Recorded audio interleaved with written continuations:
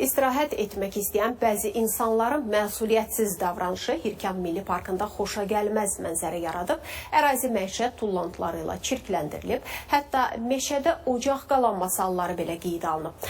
Bu həm təbiətə, həm də Xanbulan su anbarına təhlükə yaradır. Qanunu pozanlara hansı cərimələr gözləyir? Sujeti izləyək.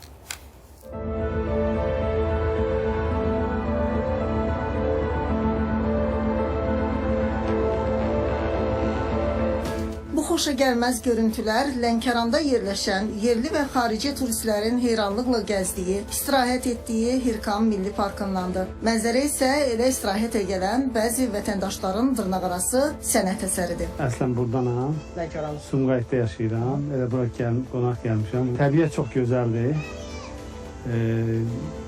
Yəni bunu gərək olduğu kimi saxlayasan. Burada təmizlik yaratmaq həm də bizim vətəndaşlıq borcumuzdur. Hamımızın borcudur ki, nə yeyiriksə onu yığışdıraq, özümüzdən aparaq.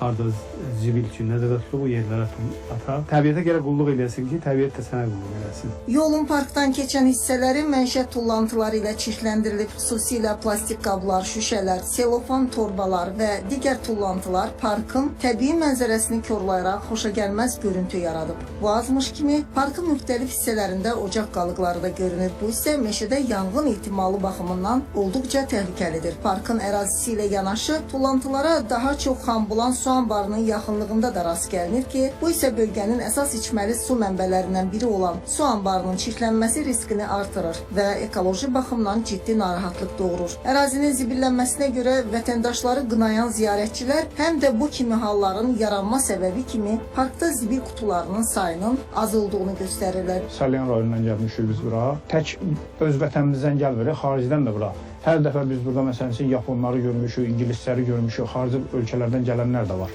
Zibil qutularını görməmişik heç vaxtı burada. Hər gələnlər 2 manat alırlar, nə bilim, onun müqabilində ən azından zibil qutuları qoymaq olar. Məsələ ilə bağlı Aidiyyatı Quruma, Ekologiya və Təbii Sərvətlər Nazirliyinə müraciət etdik. Bildirildi ki, yaranan problemlə bağlı mütəmadi maarifləndirmə işləri aparılır və təmizlik aksiyaları keçirilir. Təəssüf ki, istirahətə gələn bəzi vətəndaşlar tərəfindən Milli Parkların ərazisi tullantılarla çirkləndirilir. Milli Parkın əməkdaşları tərəfindən həmin ərazilər mütəmadi olaraq tullantılardan təmizlənir. Onu da qeyd edim ki, Milli Parkın ərazisində ziyarətçilərin istifadəsi üçün kifayət qədər tullantı qabları yerləşdirilib. Buna baxmayaraq tullantıların təbiətə atılması halları yenə də müşahidə olunur. Ərazi parkın əməkdaşları tərəfindən növbəti dəfə təmizlənir. Vətəndaşlarımıza müraciət edirik ki, tullantıları hara gəldi atmasınlar. İstirahət etdikləri əraziləri təmiz saxlasınlar. Qurumun rəsmisi onu da əlavə etdi ki, bu kimi hallar Milli Parkın ərazisinin, onların meşə fonduna aid olan sahələrinin zibillənməsi və həmin sahələrdə yanğın təhlükəsizliyi qaydalarının pozulması İnzibati Xətalar Məcəlləsinin müvafiq maddələri ilə